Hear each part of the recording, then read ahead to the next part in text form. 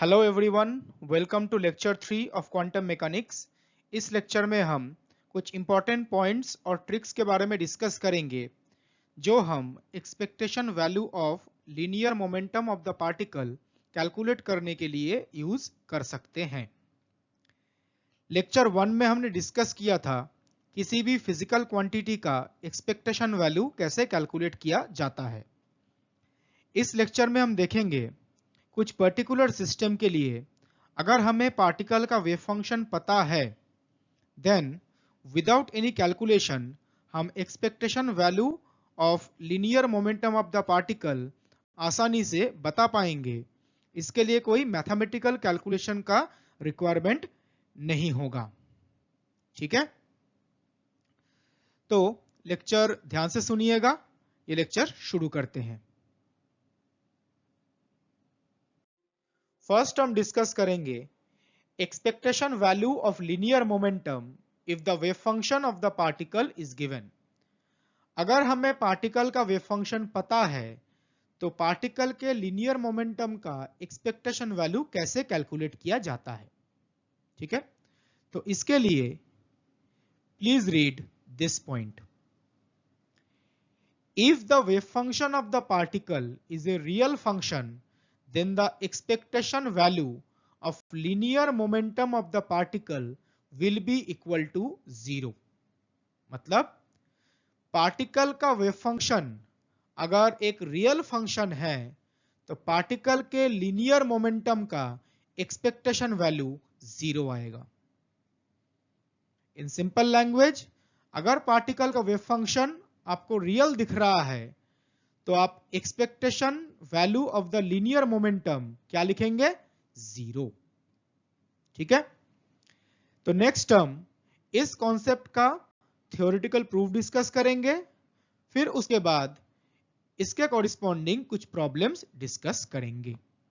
ठीक है, तो पहले थ्योरेटिकल प्रूफ। लेक्चर 1 में किसी भी फिजिकल क्वांटिटी का एक्सपेक्टेशन वैल्यू कैसे कैलकुलेट किया जाता है यह बताया गया था। यहां पर भी expectation value of linear momentum calculate करने के लिए हम सेम डेफिनेशन यूज करेंगे जो लेक्चर 1 में बताया गया था। तो expectation value of linear momentum integral form में हम ये लिख सकते हैं। इन द न्यूमरेटर क्या है? Integration of psi star p x cap psi integration with respect to x from minus infinity to plus infinity. और डिनोमिनेटर में क्या है? Integration of psi star psi with respect to x from minus infinity to plus infinity. Expectation value का जो standard definition है वही यहां पे यूज किया गया है। ठीक है, एंड ये पी एक्स कैप क्या है? Linear momentum operator. तो नेक्स्ट स्टेप में देखिए, पी एक्स कैप के बदले ये रिप्लेस किया गया है। पी एक्स कैप के बदले minus iota h cut del del x. बाकी टर्म्स सेम रखे गए हैं, सिर्फ पी एक्स कैप के बदले ये रिप्लेस किया गया है। ठीक है, नाउ यहां पे बताया गया था जो wave function of the particle है वो क्या है? एक रियल फंक्शन है। तो अगर हम वेव फंक्शन का कॉम्प्लेक्स कॉन्जुगेट कैलकुलेट करते हैं, that means psi star, so it will be equal to psi. Because wave function real function है तो वेव फंक्शन का कॉम्प्लेक्स कॉन्जुगेट क्या आएगा? सेम आएगा। अगर वेव फंक्शन एक कॉम्प्लेक्स फंक्शन होता तो कॉम्प्लेक्स कॉन्जुगेट डिफरेंट आ सकता है, लेकिन सिंस वेव फंक्शन एक रियल फंक्शन है तो कॉम्प्लेक्स कॉन्जुगेट भी सेम आएगा। तो हम Sai star equal to Sai लिख सकते हैं। ठीक है, तो देखिए नेक्स्ट स्टेप में क्या चेंजेस किए गए हैं। साई एक रियल फंक्शन है तो साई स्टार के बदले साई रिप्लेस किया गया है, ठीक है। माइनस आयोटा एच कट एक कांस्टेंट है, उसको इंटीग्रेशन के बाहर रखा गया है। एंड ये जो डेल डेल एक्स ऑपरेटर है ये साई के ऊपर ऑपरेट करेगा, तो हम लिख सकते हैं डेल साई डेल एक्स, ठीक है। Similarly in the denominator Sai star के बदले हम क्या लिख सकते हैं, साई। तो रियल फंक्शन के लिए ये जो साई स्टार साई है उसको हम क्या लिख पाएंगे, साई स्क्वायर, ठीक है। तो रियल फंक्शन के लिए हम साई स्टार साई के बदले सिंपल साई स्क्वायर लिख सकते हैं। क्लियर? नाउ आप देखिए यहां पे न्यूमरेटर में जो ये इंटीग्रैंड है ये रियल फंक्शन है या कॉम्प्लेक्स फंक्शन है? आंसर है it is a real function, because जो वेव फंक्शन साई है वो एक रियल फंक्शन है, तो जो डेल साई डेल एक्स है वो भी क्या होगा, रियल फंक्शन। अगर वेव फंक्शन रियल है तो वेव फंक्शन का डेरिवेटिव भी क्या होगा, रियल फंक्शन। तो दो रियल फंक्शन का प्रोडक्ट ऑब्वियसली क्या होगा, रियल फंक्शन, ठीक है। सिमिलरली डिनोमिनेटर में जो इंटीग्रैंड है साई स्क्वायर वो भी क्या होगा, एक रियल फंक्शन, बिकॉज अगर वेव फंक्शन रियल है तो वेव फंक्शन का स्क्वायर भी क्या होगा, रियल फंक्शन ही होगा, ठीक है ना। समझ में? तो न्यूमरेटर और डिनोमिनेटर में जो इंटीग्रैंड है वो दोनों ही क्या है, दोनों ही रियल फंक्शंस हैं। तो रियल फंक्शन का जब हम इंटीग्रेशन करेंगे तो वो भी क्या आएगा, एक रियल फंक्शन ही आएगा। इसका मतलब न्यूमरेटर में भी रियल नंबर आएगा और डिनोमिनेटर में भी रियल नंबर आएगा। तो हम इस एंटायर टर्म को सिर्फ एक रियल नंबर बोल सकते हैं।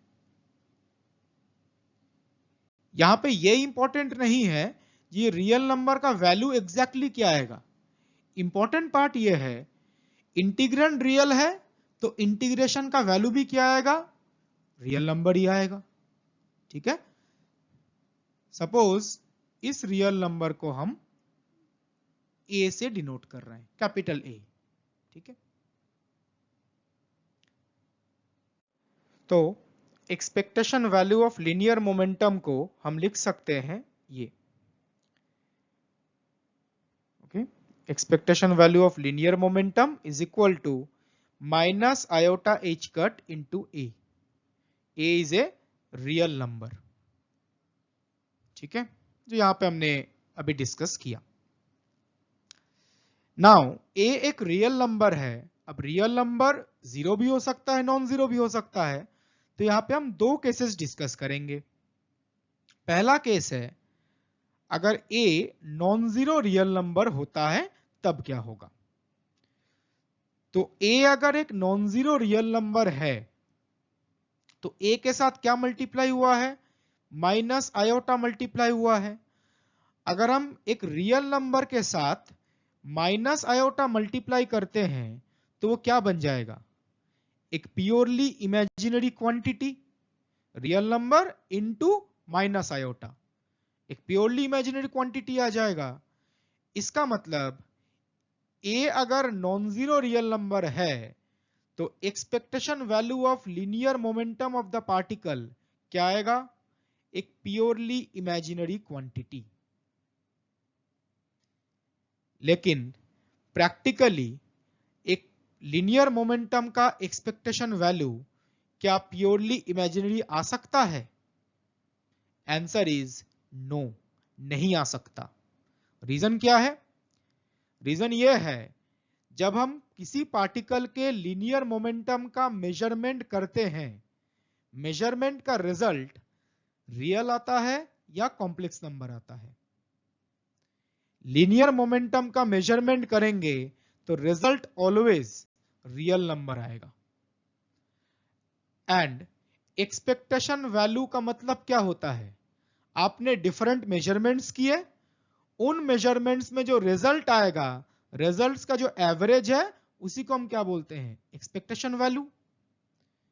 Expectation value is nothing but the average of the results in different measurements. तो लीनियर मोमेंटम के मेजरमेंट में जो रिजल्ट आता है वो एक रियल क्वांटिटी है, तो उन रिजल्ट्स का जो एवरेज आएगा वो भी ऑब्वियसली क्या आएगा, एक रियल क्वांटिटी आएगा। तो क्या expectation value of linear momentum purely imaginary quantity हो सकता है? नहीं हो सकता। सिंस लीनियर मोमेंटम का जो मेजरमेंट है उसका रिजल्ट रियल क्वांटिटी है, तो expectation value of linear momentum obviously क्या होना चाहिए, रियल क्वांटिटी होना चाहिए। Expectation value of linear momentum कभी भी प्योरली इमेजिनरी क्वांटिटी नहीं आ सकता। तो ये जो केस यहां पे बताया गया, दिस इज नॉट परमिसिबल।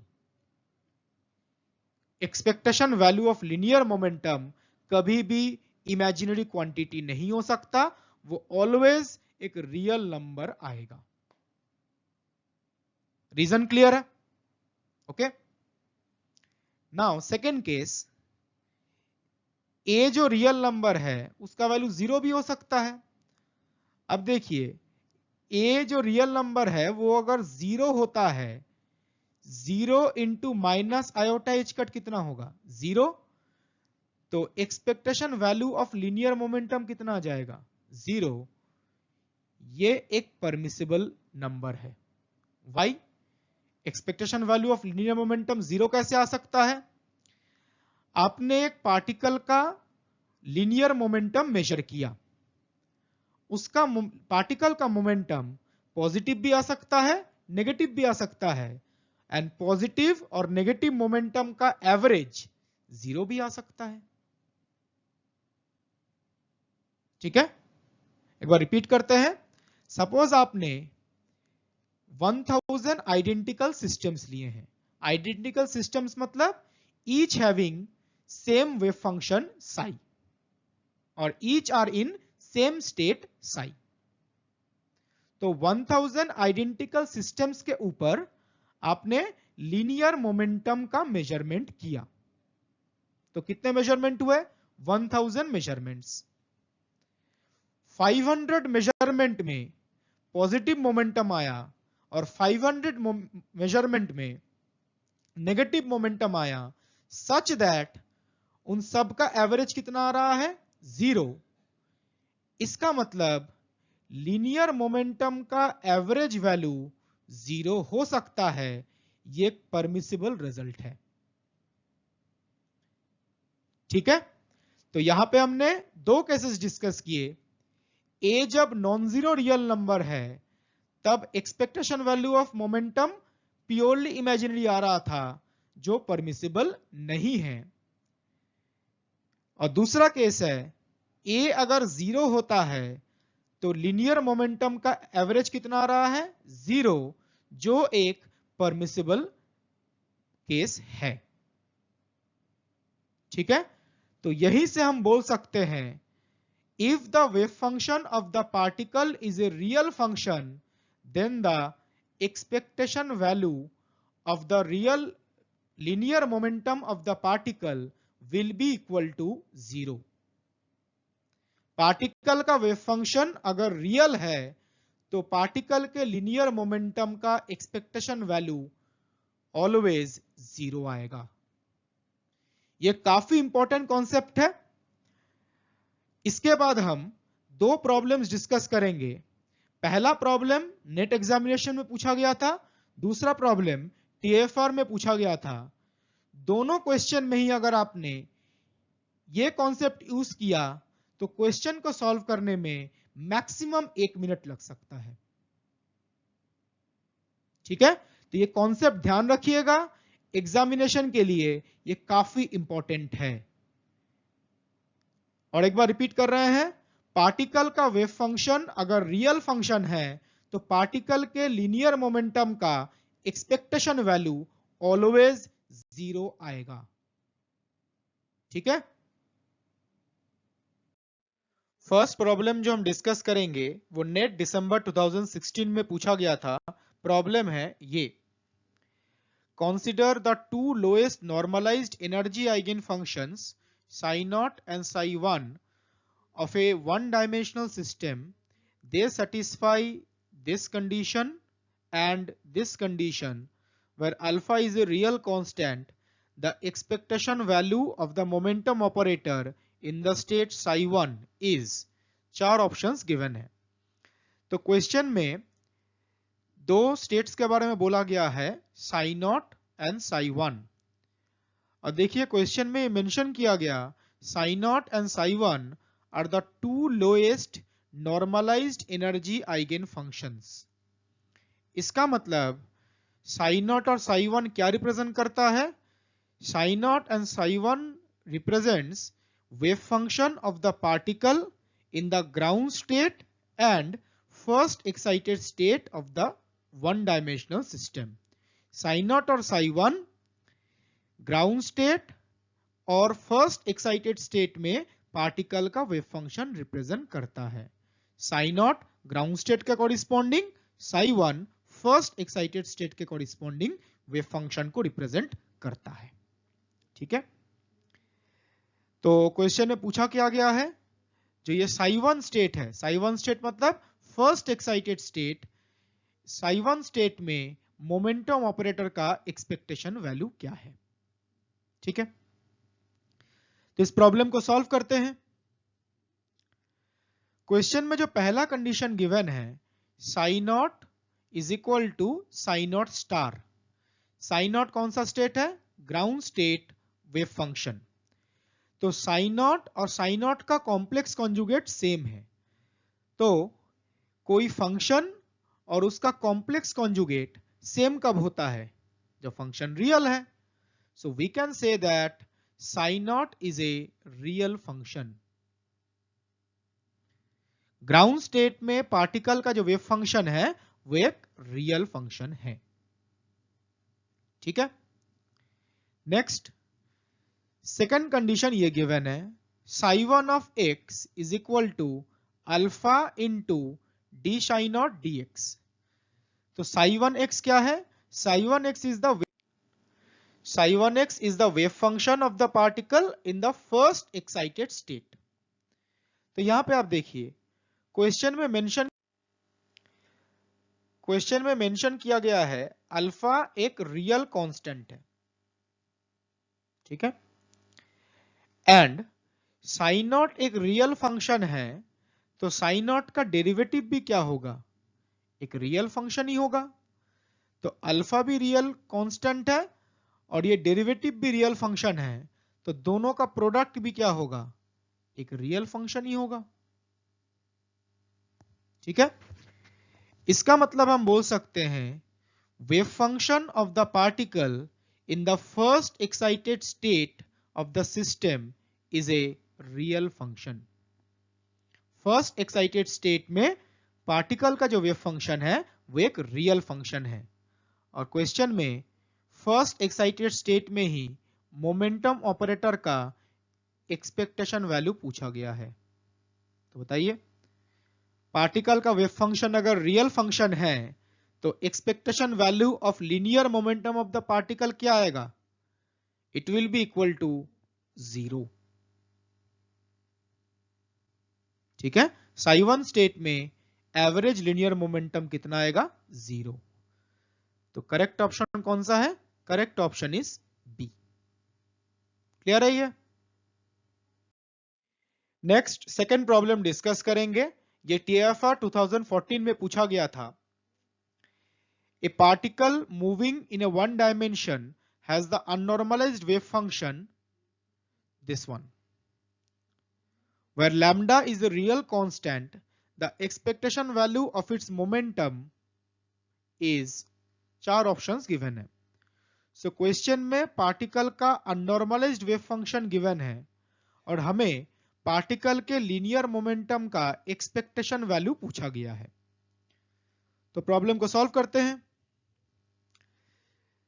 जो पार्टिकल का वेव फंक्शन क्वेश्चन में गिवन है वो एक रियल फंक्शन है, बिकॉज जो x है वो भी एक रियल वेरिएबल है और क्वेश्चन में मेंशन किया गया है lambda is a real constant. So we can say that wave function of the particle psi of x is a real function. ठीक है। नाउ अभी हमने डिस्कस किया पार्टिकल का वेव फंक्शन अगर एक रियल फंक्शन है so expectation value of the linear momentum of the particle 0 आएगा। तो since given wave function real function है so expectation value of linear momentum of the particle will be equal to 0। जो given wave function है उसके लिए average linear momentum 0 आएगा। ठीक है। So correct option is D. तो यहां पे हमने दो प्रॉब्लम्स डिस्कस किए। दोनों प्रॉब्लम में हमने क्या कॉन्सेप्ट यूज किया? पार्टिकल का वेव फंक्शन अगर एक रियल फंक्शन है तो expectation value of linear momentum always 0 आएगा। ध्यान रखिएगा जो पार्टिकल का वेव फंक्शन है वो एनर्जी आइगन फंक्शन हो भी सकता है, नहीं भी हो सकता है। दोनों केसेस में ही हम ये कॉन्सेप्ट यूज कर सकते हैं। ठीक है। तो पार्टिकल का wave function energy eigen function हो या एनर्जी आइगन फंक्शन ना हो, दोनों केसेस में ही if the wave function is a real function average linear momentum of the particle 0 आएगा। ठीक है। तो ये कॉन्सेप्ट यूज करके इस टाइप के क्वेश्चन को हम बड़े ही आसानी से सॉल्व कर सकते हैं। मैक्सिमम कितना टाइम लग सकता है? I think 1 minute. तो एग्जामिनेशन में काफी टाइम सेव हो जाएगा। ठीक है। नेक्स्ट हम एक इंपॉर्टेंट कॉन्सेप्ट डिस्कस करेंगे। So please read this statement. The wave function psi of x of the particle in an energy eigenstate of a one-dimensional potential system will always be a real function। मतलब किसी one dimensional potential system के energy eigen state में particle का जो wave function होगा वो always एक real function होगा। तो सपोज हमारे पास एक वन डायमेंशनल पोटेंशियल सिस्टम है। तो for that one dimensional potential system जो ground states and different excited states हैं, जैसे first excited state, second excited state and so on, उनको हम क्या बोलते हैं? Energy eigen states of the system. So for a one dimensional potential system ground state and different excited states are energy eigenstates। इन energy eigenstates में particle का जो wave function होगा वो ऑलवेज एक रियल फंक्शन होगा। ठीक है। सो नेक्स्ट हम इस कॉन्सेप्ट का थ्योरेटिकल प्रूफ डिस्कस करेंगे एंड आफ्टर दैट इसके रिगार्डिंग कुछ एग्जांपल्स डिस्कस किया जाएगा। ठीक है। तो पहले theoretical proof. According to time independent Schrodinger equation we can write h cap psi equal to E psi।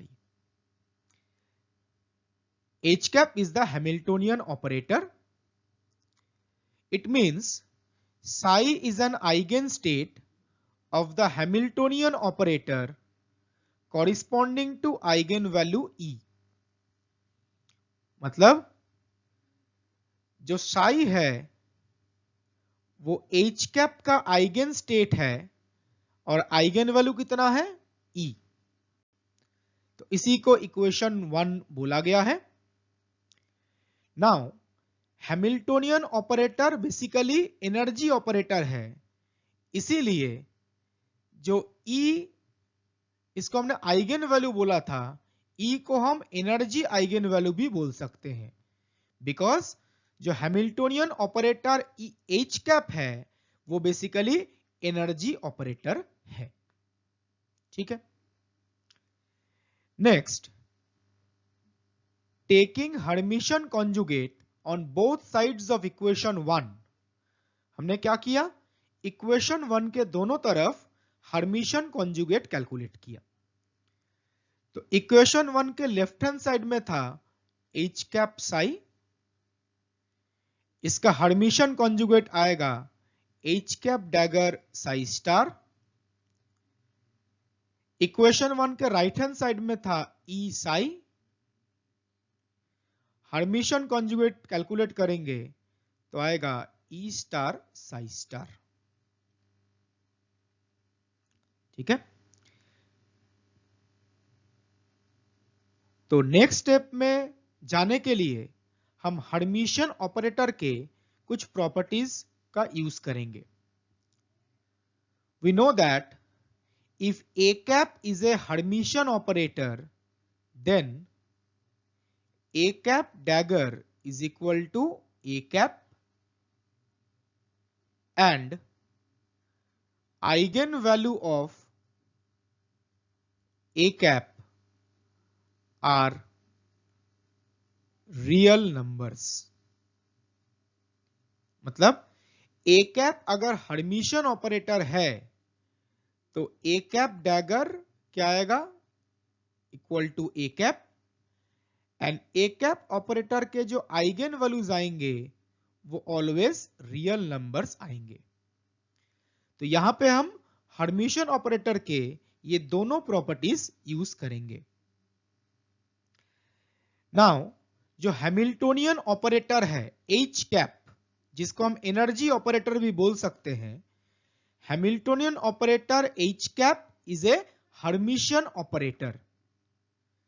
तो जो H कैप डैगर है उसको हम क्या लिख सकते हैं, H कैप, बिकॉज हैमिल्टोनियन एक हर्मिशियन ऑपरेटर है तो H कैप डैगर को H कैप लिख सकते हैं।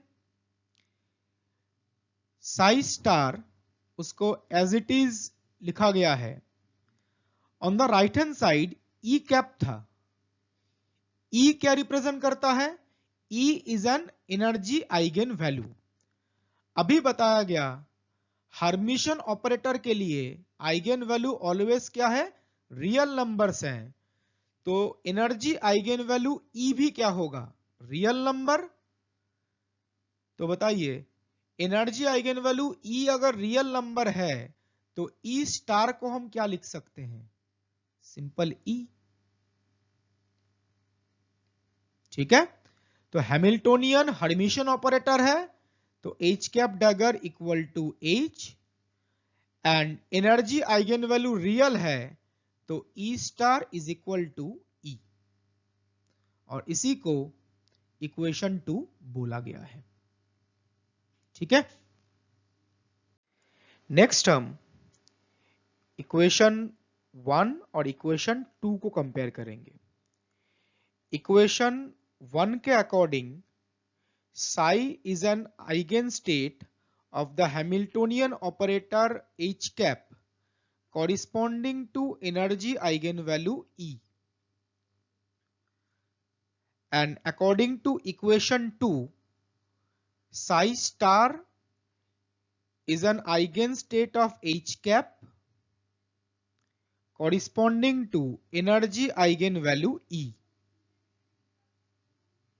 ठीक है, ये इक्वेशन 1 और इक्वेशन 2 है।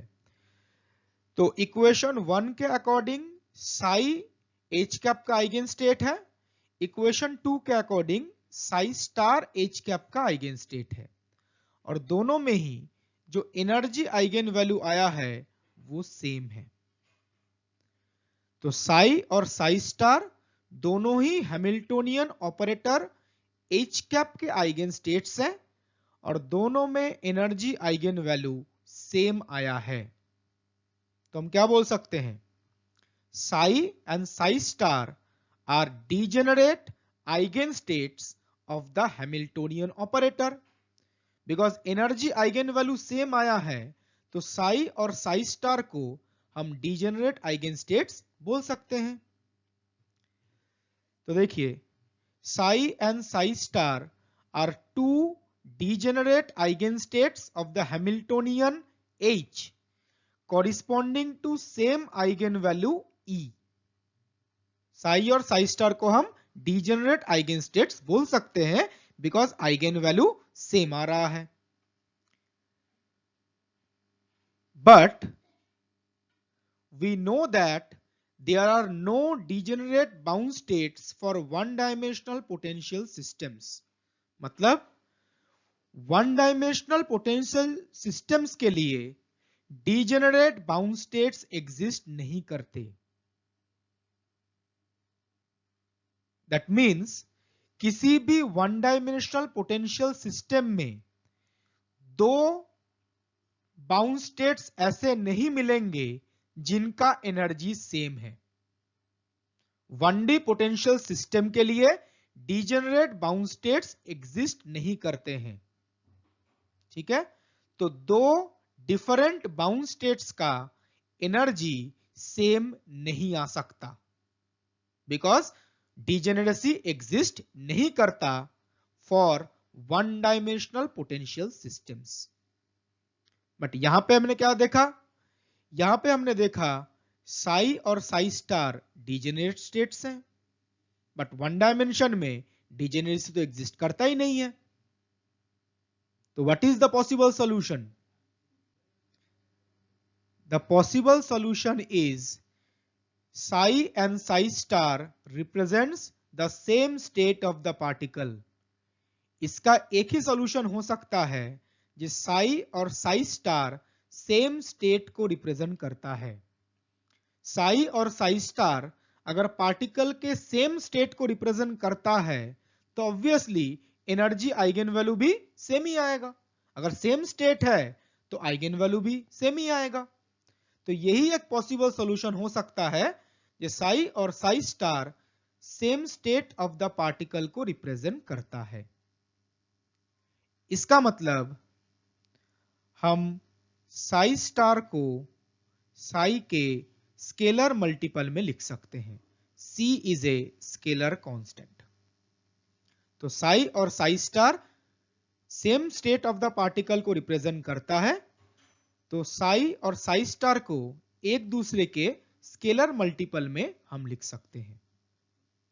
तो अब बताइए, साई स्टार को साई के स्केलर मल्टीपल में लिखना कब पॉसिबल है? जब साई एक रियल फंक्शन है। साई अगर कॉम्प्लेक्स फंक्शन होता तो यह लिखना पॉसिबल नहीं होता। Let's take one example. Suppose psi अगर आपका कॉम्प्लेक्स फंक्शन है, psi is e to the power iota kx, तो साई स्टार क्या होगा? इसका complex conjugate e to the power minus iota kx। तो यहां पे हमने जो साई कंसीडर किया है वो एक कॉम्प्लेक्स फंक्शन है, तो साई स्टार ये आ जाएगा। अब देखिए, साई स्टार को कभी भी हम साई के स्केलर मल्टीपल में नहीं लिख सकते। जो e to the power plus iota k x है और e to the power minus iota k x है, इन दोनों को एक दूसरे के स्केलर मल्टीपल में लिखना पॉसिबल नहीं है बिकॉज साई एक कॉम्प्लेक्स फंक्शन है। ठीक है, तो साई स्टार को साई के स्केलर मल्टीपल में लिखना कब पॉसिबल होगा? If Sai is a real function. ठीक है, इसका मतलब है जो स्टेटमेंट स्टार्टिंग में बताया गया था, the wave function of the particle in an energy eigen state of A one dimensional potential system will always be A real function. One dimensional potential system के एनर्जी आइगन स्टेट में particle का wave function always एक real function होगा। Clear है part ये? और इसी concept का थियोरेटिकल प्रूफ अभी हमने डिस्कस किया। आई थिंक ये समझ में आया है। ठीक है, तो नेक्स्ट हम कुछ एग्जांपल्स डिस्कस करेंगे।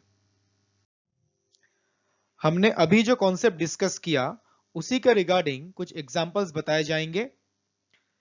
सो these are some well known 1D potential systems. First system is one dimensional infinite potential well. Second system, one dimensional infinite symmetric potential well. Third system, one dimensional linear harmonic oscillator. And fourth system, one dimensional attractive Dirac delta potential.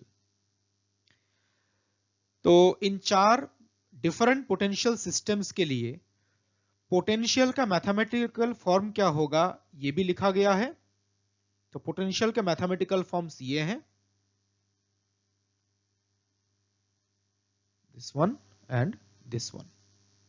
ठीक है, now in these 1D potential systems, wave function of the particle in energy eigenstates, तो in one dimensional potential systems के जो energy eigen states हैं उनमें particle का जो wave function है उनका मैथमेटिकल फॉर्म ये है। फर्स्ट सिस्टम के लिए पार्टिकल का वेव फंक्शन ये होगा, सेकंड सिस्टम के लिए ये होगा, थर्ड सिस्टम के लिए पार्टिकल का वेव फंक्शन ये है और फोर्थ सिस्टम के लिए वेव फंक्शन ये है। ये कुछ well known 1D potential systems हैं, तो मैंने पोटेंशियल और wave function of the particle का स्टैंडर्ड मैथमेटिकल फॉर्म डायरेक्टली यहां पे लिखा है। The important part is this, last slide में हमने डिस्कस किया था, for any one-dimensional potential system, wave function of the particle in an energy eigenstate is always a real function. 1D potential system के energy eigenstate में particle का wave function always real होता है। आप इन चार systems के लिए particle का wave function notice कीजिए, ये सारे real functions हैं।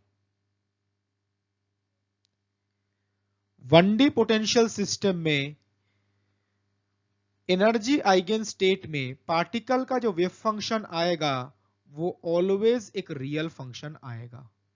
एंड यू कैन सी ये चारों वेव फंक्शन के फॉर्म जो लिखे गए हैं वो रियल फंक्शंस हैं। ठीक है,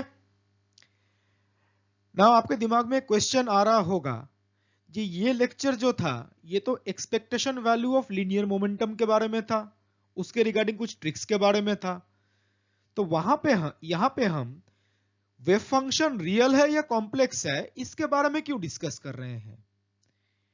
इसका आंसर यह है, इस लेक्चर के स्टार्टिंग में डिस्कस किया गया था, पार्टिकल का वेव फंक्शन अगर रियल होता है तो expectation value of linear momentum of the particle 0 आएगा।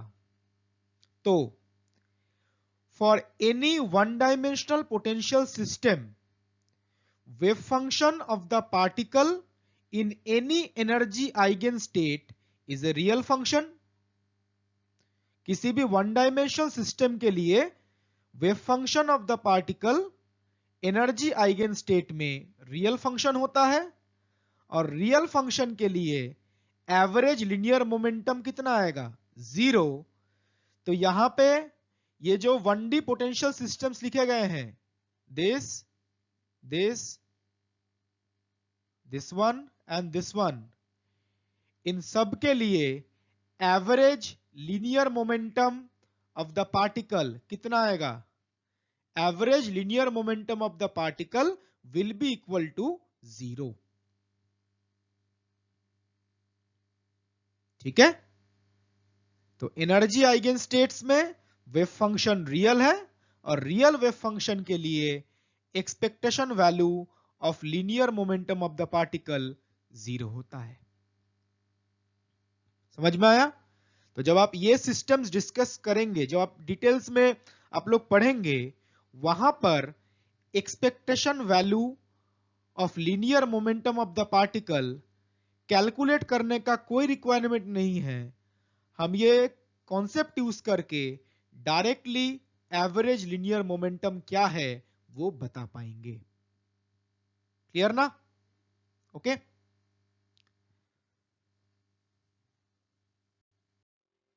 तो ये लेक्चर यहीं पे खत्म करते हैं। In the next lecture we will discuss about the following. If the state of the particle is a linear combination of the eigenstates of an operator A cap, then how to calculate the expectation value of the physical observable corresponding to A cap. मतलब state of the particle अगर eigen state के linear combination में है तो हम physical quantity का expectation value कैसे calculate करेंगे। So thank you everyone for watching the video.